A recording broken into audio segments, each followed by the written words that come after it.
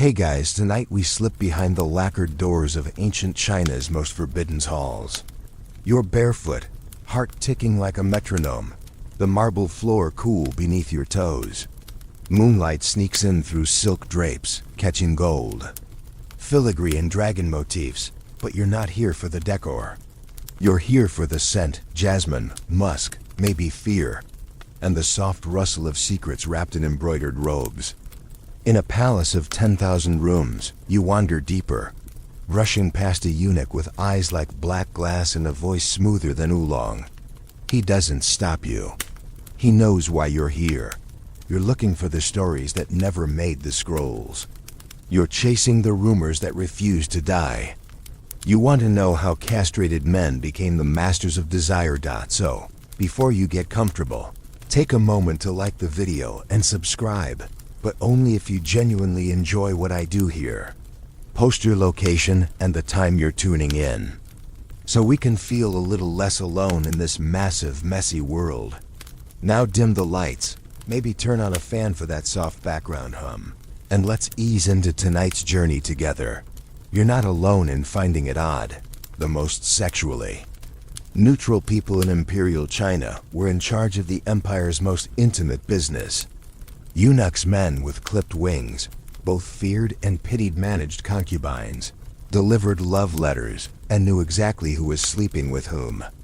They were the surveillance state before surveillance was cool, and the ultimate HR department in an empire powered by hormones. Picture this: a man stripped of his manhood, yet holding the keys to a harem with over 3,000 concubines. If that's not historical irony, what is? You brush past a jade screen and hear it laughter, soft and careful. Inside, concubines sip wine laced with powdered pearl, fanning themselves beneath paper lanterns. But they're not flirting with the emperor. They're watching the eunuch. He pours the wine, he tells the stories, and he knows just how to make one woman's eyes linger on another. You might expect him to be bitter, jealous even, but no. His role is clear: orchestrator, witness, confidant. His hands are everywhere, but never for himself. In this moment, history's scent sharpens. You catch the paradox: castration didn't make them less powerful. It made them essential. Without family lines to pursue or political heirs to plant, eunuchs were considered loyal. With no sword to swing or offspring to spoil, they became invisible threads stitching together empires. But here's the catch: being safe in the emperor's eyes made them dangerous to everyone else. Because when you're the only one who can walk freely between the empress's boudoir and the emperor's war room, you start hearing things. You start learning names. And sooner or later, someone asks you to pass a note, to arrange a meeting, to say nothing of it after.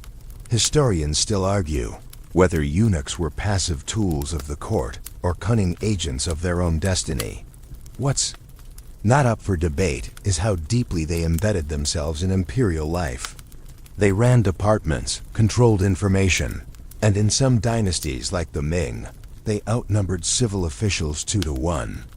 One scholar called them the dark matter of Chinese politics, invisible, untouchable, but keeping the universe together. You want to laugh, but then you realize how many stories begin and end with a eunuch's whisper.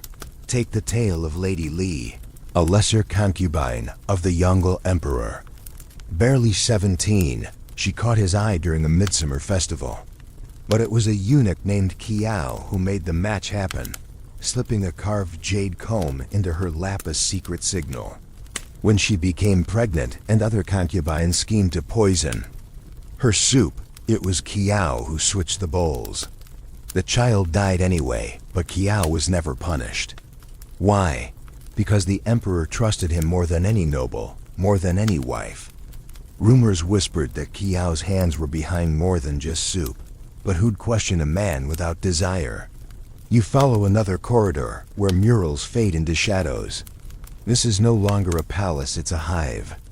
Eunuchs move in silence, carrying messages, silk, secrets. Some you'll meet tonight will be cunning beyond your comprehension. Others haunted. A few surprisingly romantic.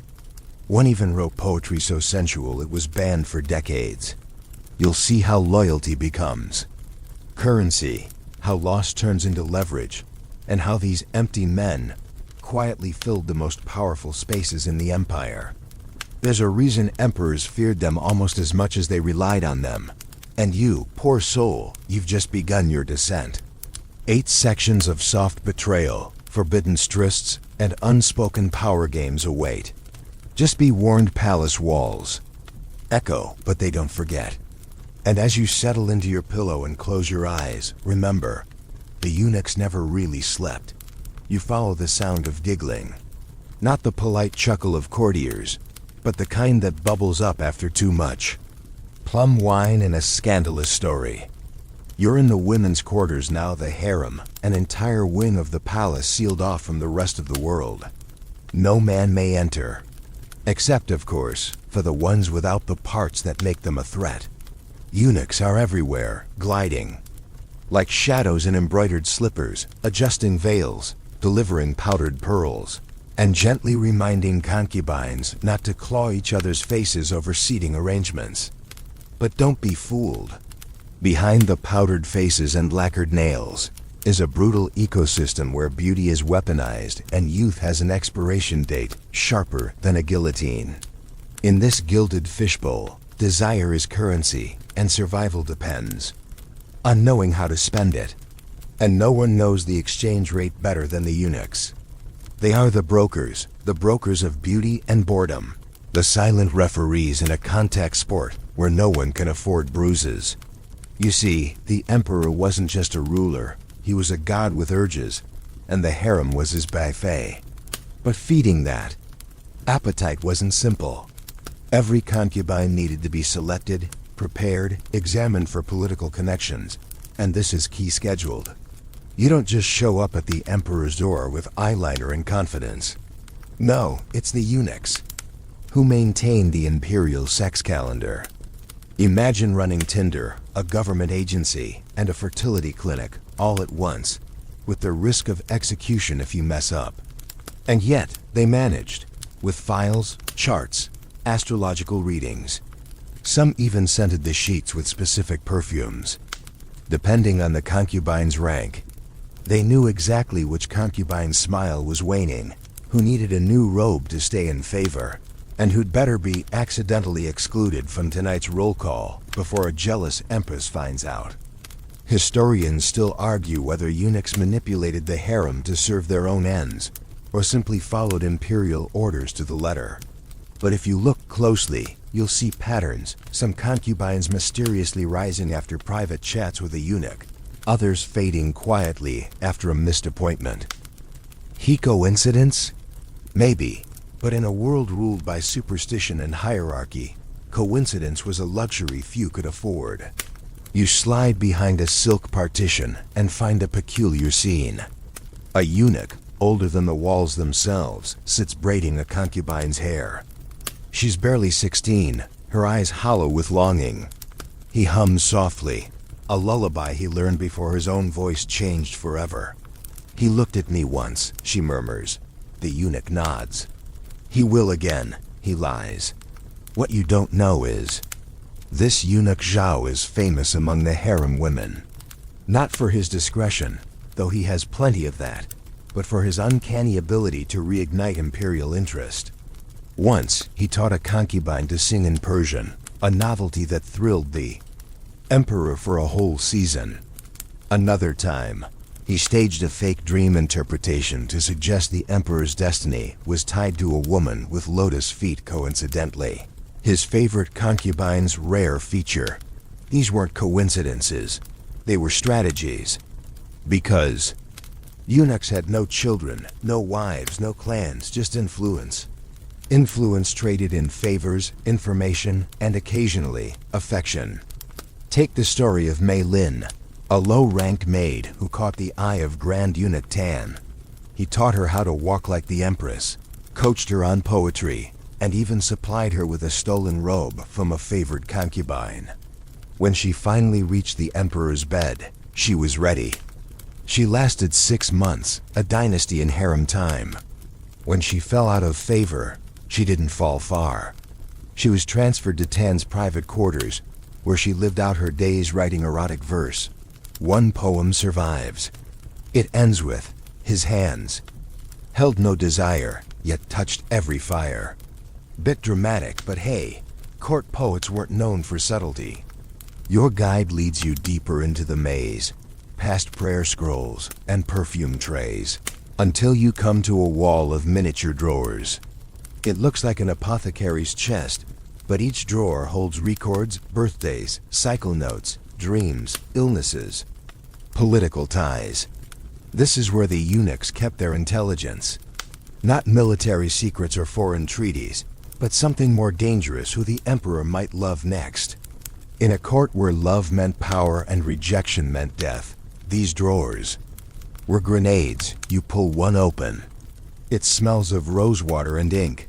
Inside, a list of questions. Does she cry easily? Has she ever danced for him? Allergic to lotus root? This isn't romance, it's reconnaissance. And while the emperor got lost in perfume and poetry, it was the eunuchs who lit the incense and set the stage. You begin to see the pattern now. These weren't neutral caretakers. They were architects of intimacy. And the harem wasn't a prison, it was a chessboard. With every kiss a calculated move. And eunuchs? They were the only ones who could see the whole game. Now you're standing at the foot of a lacquered staircase that leads to a chamber no one speaks of above a whisper. This is the emperor's bedroom, or more precisely, the axis of power disguised as a pleasure suite. The air is thick with sandalwood and secrecy.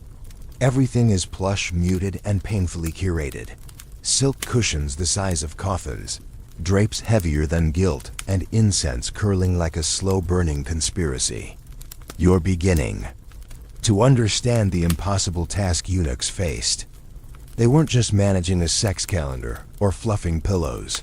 They were responsible for the emotional ecosystem of a divine man, expected to maintain the mandate of heaven while juggling dozens of lovers, wives, advisors, sons, astrologers, and on rare occasions his own feelings. The emperor couldn't just date. Every encounter had consequences. Birth of an heir, rise of a clan, shift in court power.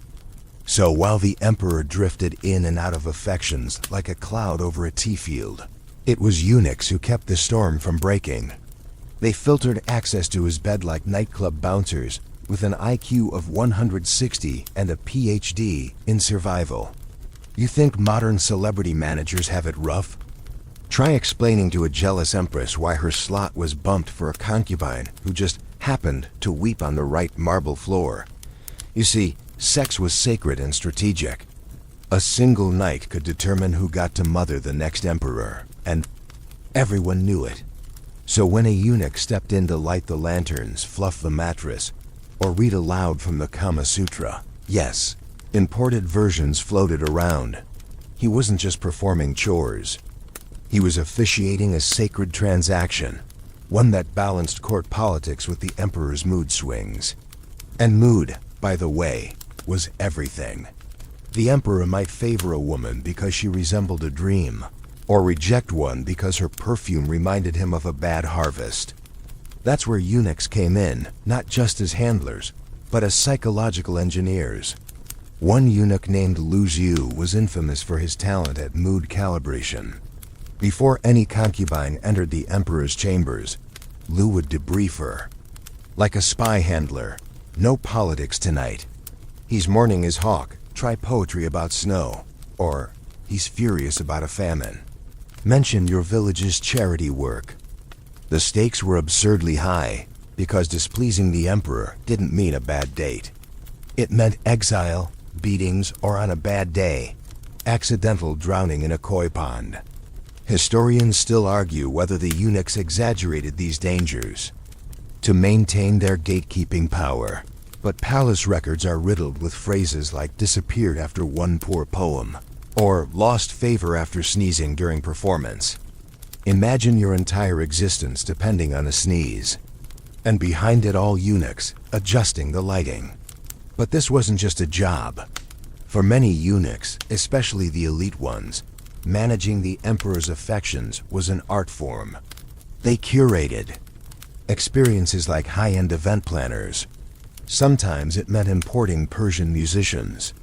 Other times, it meant swapping out a concubine's robe mid-walk to create a heavenly vision moment. The emperor would think he was living a divine coincidence. In reality, a eunuch had spent 2 weeks rehearsing the silk twirl. One emperor, the Qianlong, even grew so attached to a concubine that rumors swirled she had bewitched him. The real story? A eunuch named Sheng, who orchestrated every one of her appearances to correspond with omens, lucky colors, and celestial alignments. He made her into prophecy. When she died young, the emperor built a pavilion in her memory, but he promoted Sheng too. Loyalty mattered, sure, but mastery of timing? That was divine. And yet here's the irony, despite controlling access to the emperor's body and affections, eunuchs were legally and socially disqualified from any pleasure themselves. No wives, no sons, no legacy. The closest they got to intimacy was arranging it for others. Some found loopholes, platonic partnerships with concubines, emotional affairs with opera singers, coded poetry with visiting monks. A fringe tidbit? There are records of eunuchs developing crushes on the emperor himself. Never spoken aloud, of course, but visible in the way they mimicked his calligraphy or had his poems stitched into their sleeves. One eunuch even had the emperor's portrait hidden inside a hollowed-out Buddhist statue. The ultimate love letter sealed in devotion, buried in silence. You can't help but wonder if all this proximity to desire, without being allowed to touch it, made them more sensitive to it. They could read tension like a sommelier tastes wine. They knew when the empress was faking laughter. They knew when the emperor wanted comfort, not climax. They were the only ones who could enter a room smelling of sex and leave with their dignity intact. Or at least, that's what they wanted you to believe. Because in this palace, even dignity was a costume. You hear it before you see it, a faint jingle, the sound of coins tucked into silk, a nervous laugh behind a painted fan. You're not in the official court anymore. You've crossed into the shadows beneath it, a world of quiet exchanges, perfumed letters and coded glances. This is where things get messy. Welcome to the emperor's black market of desire, operated, unsurprisingly, by eunuchs. You once thought they were neutral, impartial caretakers of the imperial libido. But now you see it. They were merchants of longing, operating in the gaps between duty and secrecy. Because when love is forbidden and the stakes are life or death, someone always finds a way to profit, and no one had better access than the eunuchs. Behind brocade curtains and within carved lattice screens, they ran an informal network of favor trading and backdoor rendezvous. If a concubine wanted the emperor to remember her name, she paid in jade. If a junior eunuch wanted a promotion, he delivered poems slipped between lacquer trays. The palace, by design, was built to contain desire. Eunuchs, they found ways to redirect it, like plumbers rerouting pressure before the pipes burst. It wasn't always about lust, it was about survival. For concubines, being forgotten was a slow death. For scholars in exile, a word in the right ear could mean a royal pardon. And for eunuchs, every favor brokered became a thread in their private web of influence. They didn't just serve the palace, they bent it. Take, for example, the case of concubine Yi, known for her haunting voice and the unfortunate timing of arriving at court during a period of mourning. Technically, she wasn't allowed to perform. But a eunuch named An Wei offered a cultural consultation, which ended with her singing a private lullaby to the emperor during a thunderstorm. Weeks later, she was elevated to secondary consort. An Wei, meanwhile, received a jade bracelet from her family, a bribe disguised as gratitude. Everyone got what they wanted, except for the other concubines, of course. Historians still argue whether eunuchs were corrupt, power-hungry middlemen or the only humane link in a brutal system. The truth, as always, slithers somewhere in between. You peek behind a screen and spot something stranger than fiction. A row of empty chairs, each one embroidered with a different zodiac sign. This, apparently, was one method used by some eunuchs to assign concubines their romantic fate, claiming divine insight while actually managing the emperor's preferences. Superstition, manipulation, and soft coercion all braided together into a silk noose of desire. The emperor thought he was choosing freely. He wasn't. He was walking paths pre-paved with gossip, scent trails, and flattery arranged by the very men who were supposed to be invisible. And it wasn't just about matching the right beauty to the emperor, it was also about avoiding explosions. If two rival clans had daughters in the harem, a single misstep could ignite political warfare. Eunuchs played diplomat, therapist, and sometimes saboteur. One eunuch, Fang Shi, famously prevented a near massacre by arranging for two rival concubines to be sent on overlapping spa retreats, far from court, far from daggers, far from scandal. They came back refreshed, and more importantly, alive. Here's a fringe tidbit for you. During the Tang dynasty, some eunuchs developed a coded flower language to help concubines pass messages without being detected. A white chrysanthemum meant, "The emperor smiled," while a red plum blossom meant, "Meet at the moon gate." Historians discovered this only because one eunuch's diary written in invisible ink was found centuries later, hidden in the spine of a poetry collection. Romance, espionage, and gardening advice all in one. And yes, these diaries are rare, but when they surface, they drip with confession. One such diary tells of a eunuch who orchestrated over 50 affairs within the palace, not just between the emperor and his concubines, but between chambermaids and poets, guards and noble daughters. Why? Because, he wrote, "We all need something warm to believe in." The line has haunted scholars for decades. There's a melancholy beneath the mischief. These men, stripped of the right to love openly, often became the protectors of other people's love stories, tragic, transactional, or otherwise. They held secrets so delicate that paper couldn't bear their weight, and every once in a while, they slipped. One such scandal involved a eunuch caught arranging nightly visits between a lonely court musician and the widowed Empress Dowager. When discovered, he didn't beg for mercy.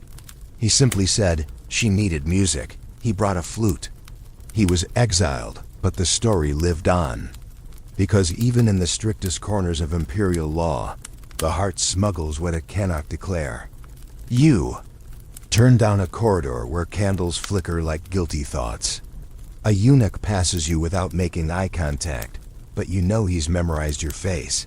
Nothing escapes them. Not lust, not longing, not loneliness. In a place designed to control passion, they became the quiet conductors of its symphony. You can't help but wonder, who's really in charge here? The man on the throne or the men behind the veils? You stand now in a dim corridor that hums, with a strange kind of silence, not the absence of noise, but the hush of decisions that can't be undone. Ahead is a small door with iron hinges and no decoration. Inside, boys kneel on straw mats waiting their turn. Not for an exam, not for prayer for the knife.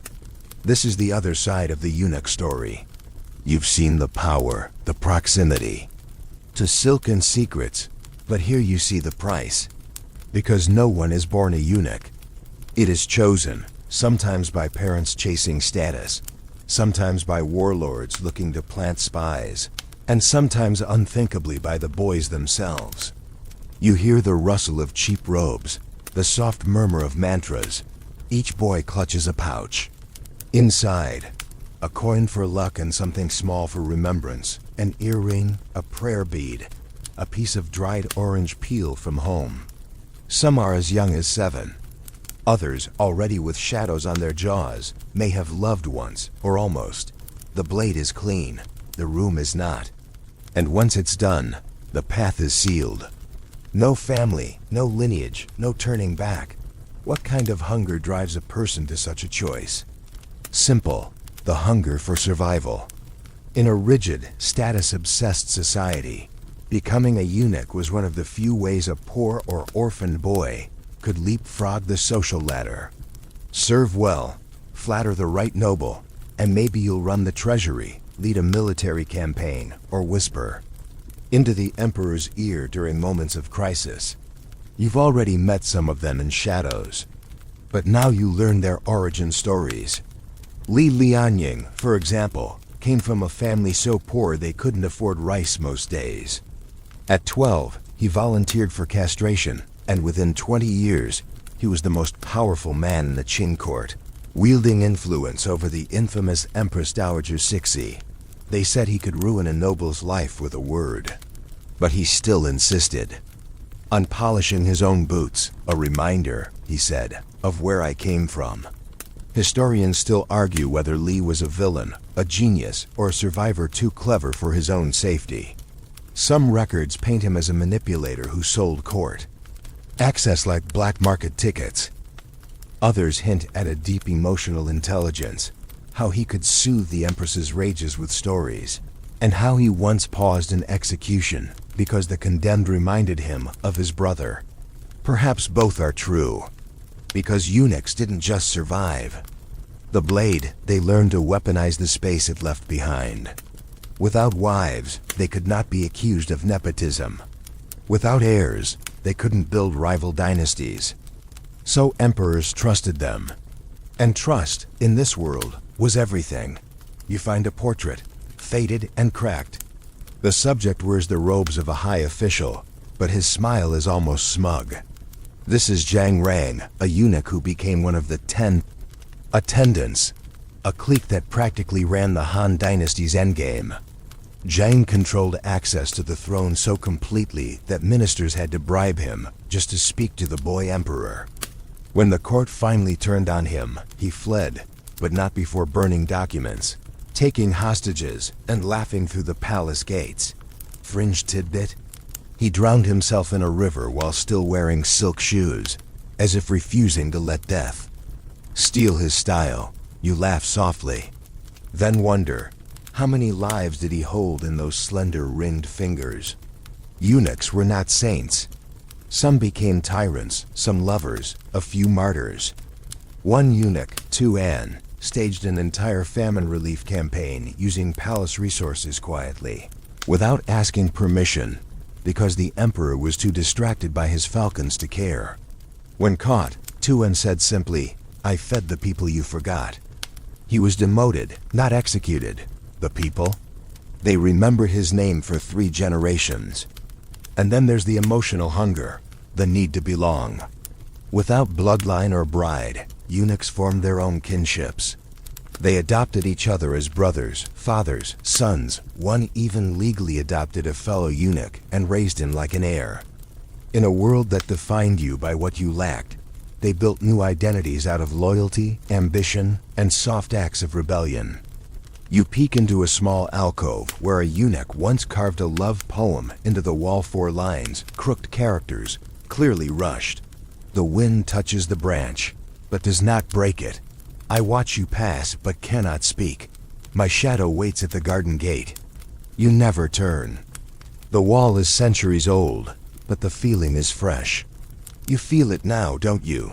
That strange mix of admiration and sadness. Because they chose this, some with courage, some with desperation, some because they believed, wrongly or rightly, that what they lost could never outweigh what they might gain. And sometimes they were right. You think you've seen power. The throne room, the harem, the secret archives. But now you enter a chamber so quiet it rings in your ears. This is not a place where sex is whispered or scrolls are hidden. This is where power wears no mask. A single eunuch stands at the center, hands clasped, face unreadable. Behind him, generals bowing, ministers sweating. Even the empress keeps her voice low. This, my friend, is the real twist. Eunuchs didn't just survive court politics, they dominated it. In some dynasties, they weren't side characters. They were the main event. You stare at the man before you. He isn't draped in jewels or flanked by guards, but when he speaks, the room tilts. He is the emperor's voice, the filter of reality, the wall between ruler and ruled. His name is Gao Lishi, and during the Tang dynasty, he held more power than any general. He managed royal correspondence, military deployments, even personnel appointments. Some called him the second emperor, though never to his face. Historians still argue whether Gao was a loyal servant or a quiet dictator. He led armies into battle but never raised his voice in court. He dismissed ministers with a glance. Once, when a prince tried to undermine him, Gao offered him a private audience, and the prince came out white-faced, speechless. No one ever asked what was said. You hear stories like this again and again. Eunuchs who became puppet masters, playing emperors like zithers.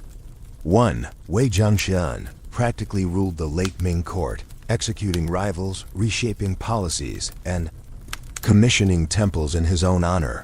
Temples, for a man who wasn't even supposed to exist outside the bedroom. His rise was meteoric, his fall biblical. When the emperor died, Wei's enemies struck. He was arrested, humiliated, and found hanged in a temple hall, though whether it was suicide or murder, no one agrees. Even in death, he was a spectacle. His body paraded through the streets, his name smeared across scrolls like a curse. And yet, for a decade, he held China in his silk-gloved fist. You try to picture that level of control. Imagine being both gatekeeper and kingmaker.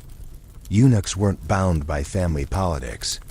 They had no in-laws to promote, no children to avenge. That made them terrifyingly efficient. Some were cruel, yes, but many were simply brilliant bureaucrats who understood the system better than anyone else. They knew where the money went, who visited whom. What words made the emperor's eyes narrow or soften? They curated not just bodies, but empires. A fringe tidbit. During the Song dynasty, one eunuch named Wang Ziyun reportedly controlled over 500 court departments and managed trade negotiations with Central Asia. He once sent back an ambassador with a single message: "We have tea. We don't need you." Cold, effective, memorable. But this isn't just a story of politics. It's a story of transformation. You watch as another eunuch oversees a diplomatic ceremony. Face calm, robes spotless, every movement choreographed to perfection. Behind the poise is a boy who once scrubbed chamber pots. Now foreign dignitaries bow to him. That arc from servitude to supremacy only existed for eunuchs. For a few brief generations, the palace bent around their silence.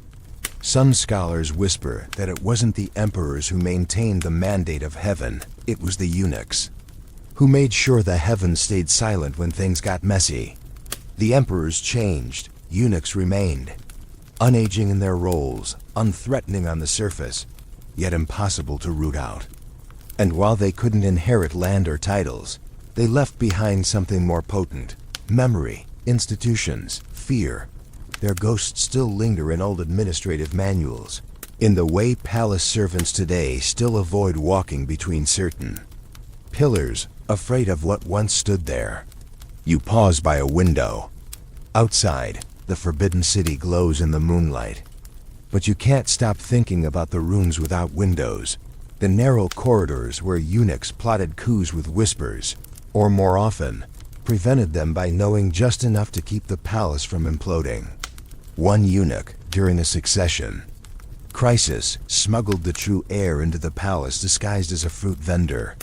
Another staged a fake hunting accident to buy time for loyal troops to arrive. Not for love, not for glory, just to keep the game going. Because in this world, they were both chessboard and referee. The only ones who truly understood the rules, because they had nothing left to lose. And that, you realize, is the most dangerous kind of power. Power not driven by legacy or desire, but by cold, absolute clarity. You thought eunuchs were guardians of lust. Now you see they were architects of fate. Quiet kings in a court of noise, You step into the last hall, and it feels like breathing in the silence after a storm. Gone are the silk robes and laughter-laced whispers. What remains is absence dust on red lacquer, scrolls with no readers, names that once echoed like thunder, now barely clinging to cracked stone. This is the fall. The fade, the part of the story history likes to skip. Because when reformist emperors rose and Western powers crept through China's ports, the age of the eunuchs began to collapse under the weight of its own contradictions. They'd grown too powerful, too visible. The same men once entrusted to protect emperors now stood accused of draining the empire dry. Suddenly, the silent hands became scapegoats, their loyalty questioned, their archives destroyed. It didn't happen all at once. First came the budget cuts. Eunuch posts were left unfilled, their ceremonial roles handed to younger, hungrier bureaucrats. Then came the rumors of theft, corruption, black magic. One by one, the names that once held courtrooms hostage were scratched out. You pass a wall where once portraits hung. Now, just pale outlines remain, like ghosts that refuse to burn fully. There's something pitiful about the emptiness, something almost cruel. You hear footsteps behind you slow, dragging. An old man sweeps the floor, bent with age. He's a eunuch, retired but still lingering like an aftertaste. I served 3 emperors, he says without turning. Now I feed the koi. His voice cracks, not with pain, but with something worse, irrelevance. It didn't matter how many secrets he kept, how many nights he whispered advice to trembling rulers. The empire moved on. And he, like so many others, was left behind. In the final years of the Qing dynasty, eunuchs were banned from serving in government. Some were expelled violently, stripped of titles, pensions, and homes. Many ended up begging outside the same palaces they once ruled from within. You picture it. A man who once selected concubines for emperors, now collecting coins from tourists.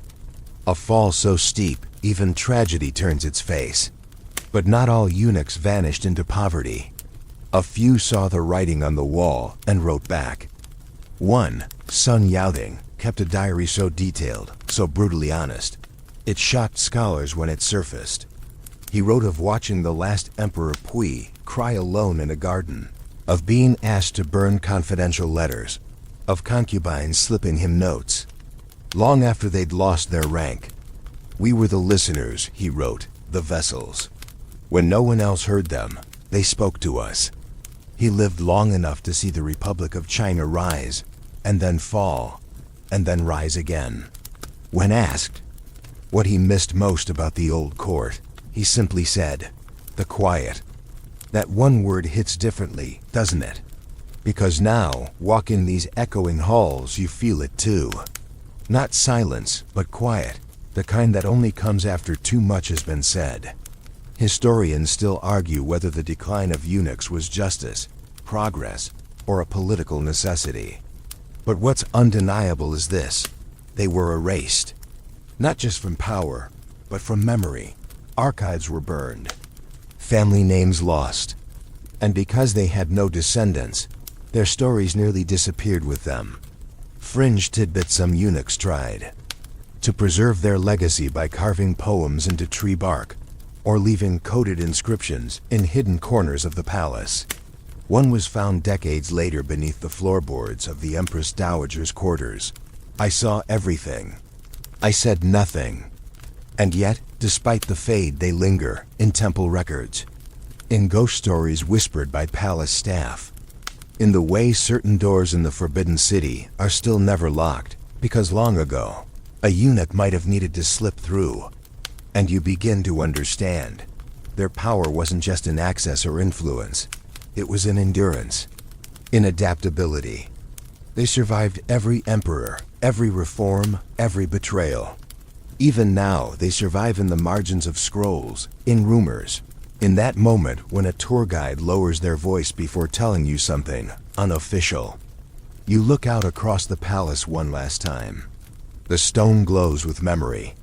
The wind shifts through pine trees like a breath that's been holding itself for centuries. You think of the lovers they protected, the secrets they kept, the names they never said aloud. And then, you remember that they never truly vanished. Because every time you ask what really happened behind those silk screens, you're calling them back, not as victims, not as villains, but as the only ones who ever really knew the whole story. And now, so do you. End of script. Sweet dreams.